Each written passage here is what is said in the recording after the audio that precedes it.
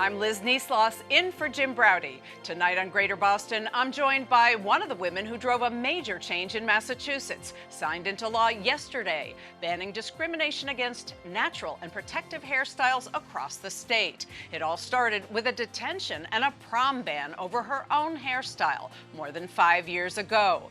Plus, with staffing shortages across the medical community, one local hospital program is trying to expand the pipeline. Brigham and Women's offers year-round paid internships to Boston students from primarily underserved neighborhoods. Their Vice President of Community Health and a recent graduate of the program join me. A 5-year-long fight over the right of hundreds of thousands of people to control their own hairstyles has finally ended in victory, with Governor Baker signing into law the CROWN Act. It bans discrimination against natural and protective black hairstyles, including braids, locks, twists, and bantu knots. And Massachusetts is the 18th state to pass such a law. It includes New Jersey, where lawmakers introduced the act after a black high school wrestler was forced to cut his locks in order to participate in a match. That incident also sparked a national proposal, which is still waiting on Senate action. But standing next to the governor when he put pen to paper yesterday were two women who drove the change here in Massachusetts starting way back in 2017. That's when twin sisters Maya and Deanna Cook got detention and were banned from going to prom and other school activities at their Malden charter school just because of the way they wore their hair. Maya Cook joins me now, along with State Representative Brandy Fluker-Oakley of Boston, one of the bill's co-sponsors. Maya, I want to start with you. How did this feel to see all these efforts turn into law? It felt amazing to be there yesterday with the Governor, Charlie Baker, and see him actually sign the CROWN Act, and now it's a law now. So it just felt really amazing. It was intense, but it was just, I couldn't have asked for anything more. So you and your sister were really credited not only with your courage for standing up, but for helping be some of the driving force behind what happened. Can you give the details? You're now 21. This was when you were 15 that this incident took place. Can you paint the picture for us of what it was like as a 15-year-old? Yeah, so my sister and I, we went to get box braids. We had never really done that before, so we were really excited. It was during spring break, so we came back to school and all our friends were excited, and it was just like a happy day. And then the day after that, that's where it all went south. Our history teacher, she gave Deanna an infraction for the braids and sent her down to the nurse's office where they told her she had to take her hair out in 2 days. And then I had the same class right after it happened to Deanna with the same teacher, and she already had the form filled out for me, and she sent me to the nurse too. And I just remember, like, in that moment, going down the stairs, going to the nurse's office, it just didn't feel real. I was like, I'm like missing class time because of my hair. And it was just really upsetting, especially I knew I wasn't doing anything wrong. I remember going to the bathroom after talking with the nurse to cry because I just couldn't believe what was happening. It didn't feel right. And did you have other friends at the time in school who you were able to discuss this with? It was just you and your sister? So we did have some friends that we were able to talk to about it with, but the other thing is that the administration, they started calling down all the other Black girls to investigate their hair. And because of that, people felt like maybe me and Deanna like told them whose hair was fake or real or whatever, which wasn't true. So we did have some people to talk to it about, but not the support of everyone right away. Representative, I want to turn to you. You gave a very powerful speech when you introduced this bill. You talked about this as being a real issue, a damaging issue, a pervasive issue, and you have your own experience. Can you tell us your own personal experience with this?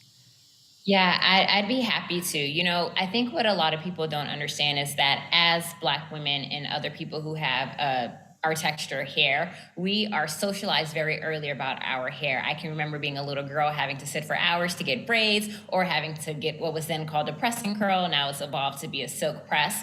And there would always be conversations about what was presentable, what was professional. I taught in Baltimore City 3rd grade, and I had went natural a couple years prior to that teaching engagement. And for me, it was just critically important that my students saw a Black woman who shares their cultural background wearing their natural hair. I went on to pursue other professional aspirations, including going to law school down in Atlanta, where the culture there actually was more open to natural hair. Graduated, moved back to Boston, was working as a public defender, and it was very clear that natural hair was not something that was well received. When we think about the optics of the courtroom and how public perception very much does matter in terms of the life and the outcome of what happens with your client, I then had to take painstaking hours to get my hair straightened or to add a weave to my hair, because what folks don't understand is for Black women, sometimes it's the choice of, do I wear my hair straight or to get to work out and go to the gym? And when we think about all of the health disparities in the Black community, for those who sweat in their scalp, sometimes wearing the hair straight, it means I can't go to the gym for a week or two, and that also has other implications. So I've had my own stories. There are plenty of stories throughout my family with my friends, and so this is why the CROWN Act is so important, and why what Maya and Deanna did was so crucial to help to really break the cycle of oppression that so many people with textured hair experience. You've talked about the commonality among many of the stories is that they are occurring for young people. We have some statistics that we can share that show that young girls are really the subject of a lot of this problem. Experience of hair discrimination by the age of 12, 57%, 66% of Black girls in majority white schools experience hair discrimination and sometimes wish their hair was straight. That is 81% of girls that were surveyed. So this would clearly have an impact on self-esteem. Maya, you were 15 years old. Can you describe what it did for your confidence? You obviously have gone on to have a real impact on this issue. How did you feel at the time? So the first day that I came back to school, I felt really good. I felt beautiful. I felt more connected to my culture. And then the second day, after I got in trouble for it, I felt embarrassed. I felt shame. I just felt like dirty. I felt like just very embarrassed and just awful. I didn't feel the same way I did the first day. And Representative, do you think that this law will have the same impact in schools? There can no longer be overt discrimination, but a lot of this is really about implicit bias, isn't it? Yeah, that's absolutely right. We can't legislate a bias to go away, because we're all humans who have our own lived experiences that impact how we show up. And so often what makes bias very pervasive is that it's unconscious. So for so many of us, we don't even realize we're acting in biased ways for or against something, because it's so hardwired into our cognitive system and our beliefs. What I do think this legislation does, and in a very, very powerful way, is puts folks on notice that we're actually not going to tolerate overt discrimination. And when we look at how this bill was framed in Massachusetts, it also joins it with other discriminatory acts. So in the same way that someone might be facing employment discrimination around a particular set of circumstances, also if they have natural hair, there could be some protection there as well. And I think it just really gives folks who might be experiencing discrimination in school settings or professional settings or other public settings the ammunition and the power to fight back as necessary. So, but historically, the lack of protection for hair choices, hair discrimination, it's due to a lack of understanding about how a person's hair choices are connected to their race and to their origin. Do you think this moves the needle in other ways in deepening understanding beyond hair? I think it helps to move the needle, but there's certainly so much to be done. As a former public educator myself, it sickens me to my stomach that there are educators here in the Commonwealth who would penalize young Black and brown girls and boys because of the natural texture of their hair and their cultural styles that they decide to wear. And it signals a very need for a larger conversation. How are we selecting those that we place into power, not just in our public school systems, but across organizations and agencies in the Commonwealth? How are we ensuring that people are educated? I know that there's a bill. Our session ends on Sunday, Monday, so I doubt it's moving in the next 4 days, but there is a bill to ensure that people who enter our public school systems are actually educated about the history of Black people. I can remember being a 6C at Boston Latin School, and a classmate of mine in homeroom would every 2 days come with her hair wet, even in the wintertime. And I said, Megan, why do you always have your hair wet? And she said, oh, I have to wash my hair every 2 days. I said, really? I wear a shower cap and I wash my hair every 2 weeks because her hair is more oily, my hair is more dry, and so they have different needs. And it's because of that experience and my natural curiosity, I learned that about Megan and her hair type. But outside of that, I wouldn't have known. So there is some more intentional education across all sectors that needs to happen in our public schools and our public agencies, in corporations, and nonprofits across the Commonwealth. Maya, do you think that should be happening at a very early age in schools, this implicit bias training, other conversations? Yeah, I think that should be happening like even when a kid goes to preschool, because that's where they could experience the racism. So yeah, so I think the training should be happening right early on. But Representative, we're at a point where a lot of discussion about bias and bringing anything into schools is being weaponized. Basically, when we look at what's been happening with critical race theory, things like that, do you think that something like working on bias, what's behind these issues, is really possible at this moment in schools? I think it's possible, and it's been happening. I had the privilege of taking an elective in high school called Facing History and Ourselves, and that's where I learned about so many different cultures, different systemic oppression that occurred throughout the world, and certainly within the U.S. And it's funded by folks who culturally and racially identify as Jewish. So of course, there was a big segment on the Holocaust and all the oppression that was experienced there, and for all the marginalized groups beyond Jews that were brutally terrorized by the Nazis.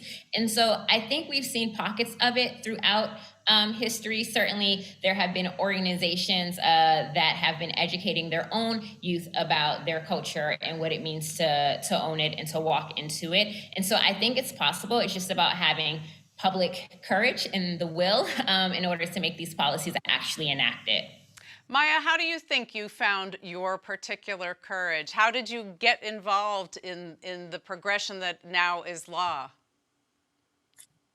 So I just found my courage within myself, because I knew I wasn't gonna stand for what was happening. And it also helped having my sister there too. We both knew that we weren't gonna accept the treatment that we were getting from our school administration. And so are you planning to follow along with this? There are obviously other states that are where this is in some form of action. And right now at the federal level, that some people are describing that as an uphill battle in the Senate. Maya, are you planning to continue on this? Yes, me and my sister, we will not stop until it is federal law. Okay. Representative, do you have any sense of why at the federal level it may be an uphill climb? I think we've seen in recent years that at the federal level, there seems to be a lot of contention that's happening. Certainly, I don't serve federally, so I can't speak firsthand, but I just think this is just another example of how even things that seem like common sense become so isolated and feels hyper-partisan that we're not able to move forward. But I'm optimistic that we'll be able to do the right thing. Now, we've basically been talking, we are all women talking about this issue, but this is an issue that affects men. Representative, you have a particular story to tell. Yeah. My brother-in-law. So for as long as I've known him, he's had very long dreadlocks. Owns his own IT company. He is a returning citizen from incarceration. Has a very successful IT company, and he was going out for a contract. He won the bid. The private company really liked him, and they said, "But we'll only hire you if you cut off your locks." And so to recognize the financial implication, in addition to the social and emotional toil that it puts on folks who have Black textured hair, he made a decision for himself. You know what? I'm not going to take the job because he had other prospects. But the truth of the matter is, people who don't have our textured hair never ask to make that choice. And that's why this is so problematic, because it has huge economic implications as well. And Maya, last question to you. Are you able to say how this experience has shaped you? Yes, so this experience has definitely shaped me to always be confident and use my voice. You know, back in high school, early on, I wasn't always the most confident girl. I was shy, but now I always stand up for myself no matter what because of this experience. Well, you are certainly a role model. I want to thank you both for joining me on this very important topic. Maya Cook and Representative Brandy Fluker Oakley, thank you so much. Thank you. Thank you.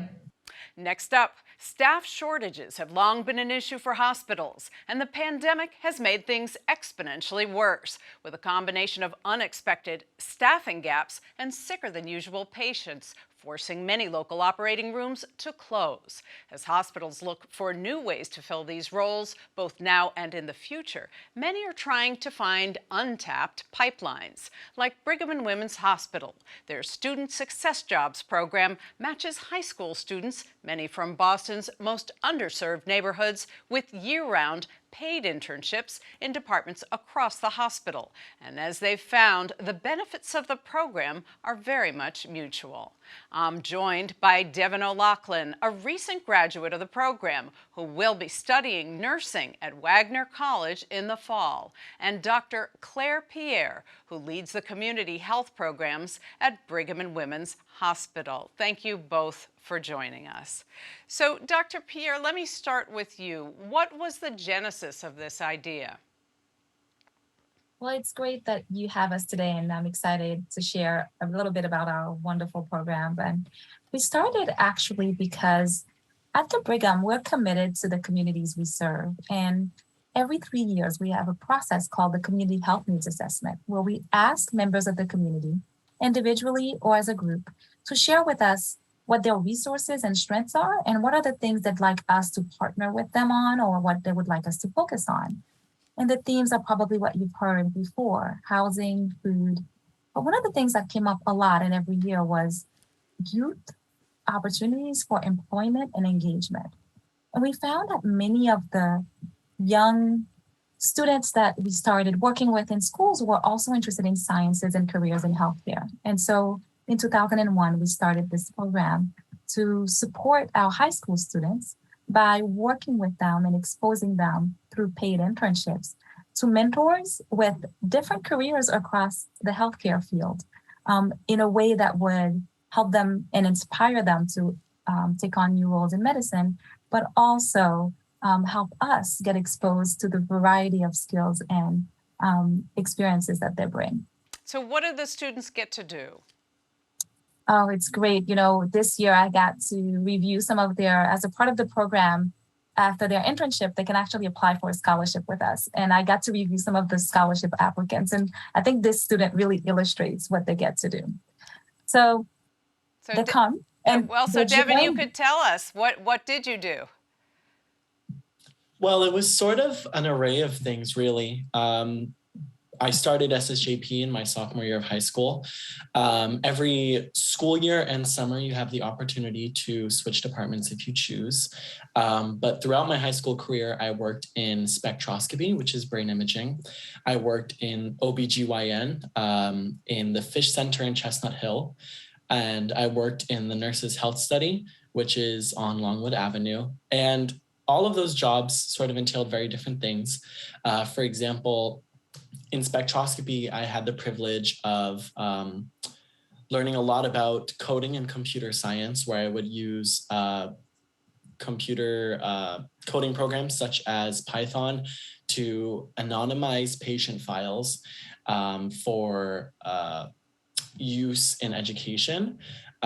In the Fish Center, I had the privilege of contacting patients, setting up patient appointments, cancellations, sort of administrative work. So it was really a broad array of different opportunities. But Devin, why did you want to do this?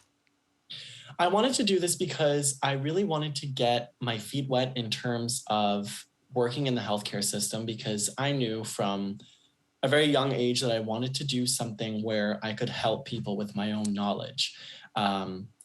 Sort of patient interaction was something that I was very keen on. I love talking to people. And I heard about this through some kids on my bus that went to Brigham, and they would get off at One Brigham Circle with their fancy IDs, and I was just so enamored by it, and I ended up applying the end of my freshman year. Is anyone in your family have anything to do with medicine or the medical community? Yes, my grandmother was a nurse in World War II in England. She came from Ireland when she was 18, 19, my age, and went to England with no ability to read or write English, because everything that she was taught to her through Irish. So I use her story as an inspiration. I'm guessing that would really capture the imagination of a kid, hearing about that kind of experience. Dr. Pierre, this is clearly a good way to draw in more students from underserved communities. What are some of the other paths to getting more students into medicine who are from underprivileged or students of color who are maybe underrepresented in medical fields? Are there other paths that you come across? You study health equity, you speak about health equity. Sure. So at the Brigham alone, we start very early. We expose the students to healthcare professionals through starting in elementary school. So the idea that people at the reading buddies, right? So people who start reading to you, and you can say, I know this lawyer who worked at the hospital, and you this doctor who worked at the hospital, I know a nurse who worked at the hospital. And then we go on to, in middle school, having our scientists come to the classrooms, again, modeling this idea that you can learn about sciences from a physical therapist or someone else a neurologist. And then we continue. So we realize that being exposed to the sciences has to happen pretty early, and there has to be recurring patterns, continued exposure, and an exposure that allows people to see the breadth of opportunities from research, as Devin just mentioned, to administrative roles, and all the way, of course, to clinical roles, which is what most people think about when they think of hospitals and healthcare. Now, when we think of diversity, equity, and inclusion in medicine, the path is long and the challenges are real. There are communities that have been excluded purposely, people who are neurodiverse, people with different physical abilities, women, people of color. And so what we do is through associations, through policy and advocacy, we partner with other hospitals and medical schools and nursing schools and other health professional schools to encourage more people to join medicine, but also encourage those training programs to have conscious and intentional efforts to recruit people across the US of different backgrounds. And when you're working with high school students, clearly that seems like a good idea, but it would also seem there are barriers further down the road when you look at the process of applying to medical school, even for students who are white and privileged and practice at the process.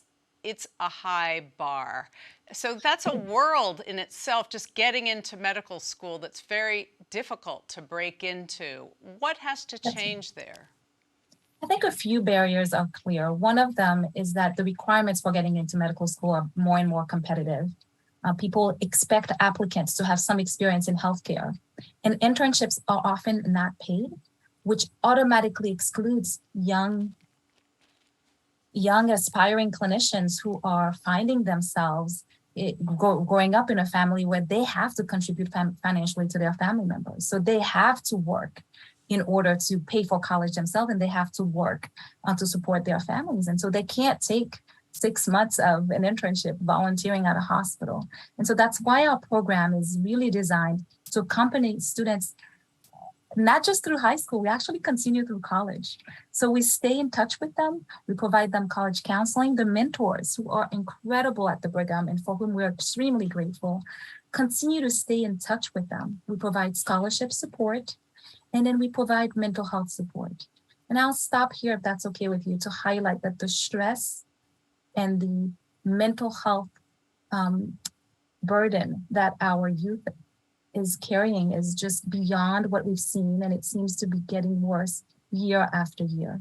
And so our program also includes social services for the high schoolers and for the college students. Devin, is that something that you have recognized, certainly during the years of COVID, the impact of mental health on youth? Absolutely. I mean, speaking for myself personally, in the beginning of the pandemic, spring of 2020, there was a feeling of isolation that me and my friends felt that I have never felt before in my life. And SSJP did an amazing job at making sure that we stayed connected with each other and with our friends. And I also found that, you know, humans persevere through the darkest hour. Personally, with my friends, we would, you know, FaceTime or do something over the phone pretty much all day because we are sort of yearning for this social connection between one another. Has participating in this program, Devin, given you the sense that you can participate in a greater way to help with some of these barriers down the road? Is that something that interests you? Yeah, absolutely. I mean, SSJP has constantly, you know, helped us in terms with these barriers that we're discussing. I remember shortly after the death of George Floyd, we had quite a large community gathering, which we would call a seminar. And we discussed, you know, how does this make us feel? More specifically, how does this make our students who are people of color feel? And I think that once I get my degree for nursing and I'm a practicing nurse, it gives me a lot of power to change, you know, what the discriminations that we see in healthcare. And I'm going to, you know, vow to myself that I will do everything in my power to prevent that sort of discrimination. Okay, we're going to have to leave it there. Dr. Pierre, Devin O'Loughlin, thank you very much for explaining this important program. Thank you for having us. That's it for tonight. We'll be back tomorrow. Thanks for watching and good night.